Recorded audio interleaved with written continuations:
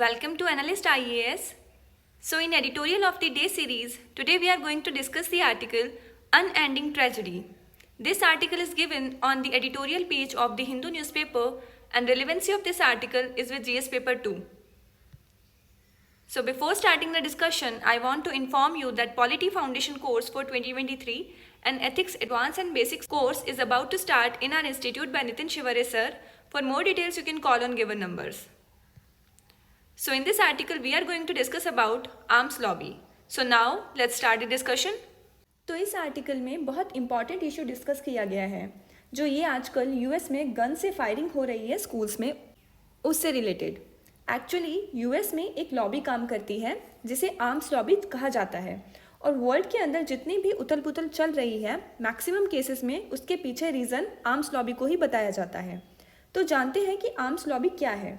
तो यूएस के अंदर बहुत सारी फैक्ट्रीज या बहुत सारी मैन्युफैक्चरिंग यूनिट्स हैं जो आर्म्स को मैन्युफैक्चर करती हैं। अब आर्म्स को मैन्युफैक्चर करती हैं तो आर्म्स कोई ना कोई खरीदने वाला चाहिए। तो पहले तो आर्म्स वहाँ बेचे जा रहे थे जहाँ वॉर्स हो रही हों या किसी तरह का कोई डिस्टर्बेंस हो, लेकिन आज की तारीख में यूएस में लोगों को ये कहा जाता है कि आपको आर्म्स खरीदने चाहिए और आपके सेल्फ प्रोटेक्शन के लिए बहुत ज़रूरी है आर्म्स खरीदना।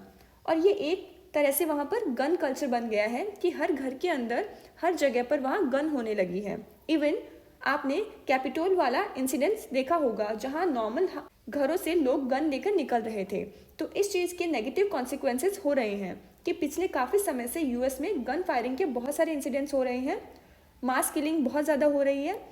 इवन एक चीज़ और ध्यान रखिए कि यूएस में सेकेंड अमेंडमेंट लाया गया जिसमें कि आर्म्स को अपने पास रखना एक फंडामेंटल राइट डिक्लेयर कर दिया गया, और इसी कारण से मैक्सिमम लोगों ने आर्म्स परचेज करना शुरू कर दिया। अब यूएस में एग्जीक्यूटिव और लेजिस्लेटिव दोनों एकदम अलग अलग हैं। अब गवर्नमेंट काफ़ी टाइम से मांग कर रही है कि आर्म्स कल्चर से बहुत नुकसान हो रहा है तो इस पर रोक लगानी चाहिए, लेकिन लेजिस्लेटिव में इस बिल को डिफीट कर दिया गया ड्यू टू पॉलिटिकल इंटरेस्ट। तो अभी वहाँ पर कॉन्टिन्यूस आर्म्स परचेज चल रहे हैं और वहाँ पर हर घर में छोटे छोटे बच्चों के पास भी आर्म्स आ चुके हैं और वहाँ पर मास किलिंग के इंसिडेंट्स इंक्रीज हो रहे हैं।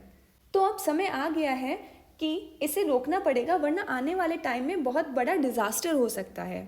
तो ये था हमारा आज का editorial unending tragedy. So that's all for today. Stay connected for more such important videos. Thank you.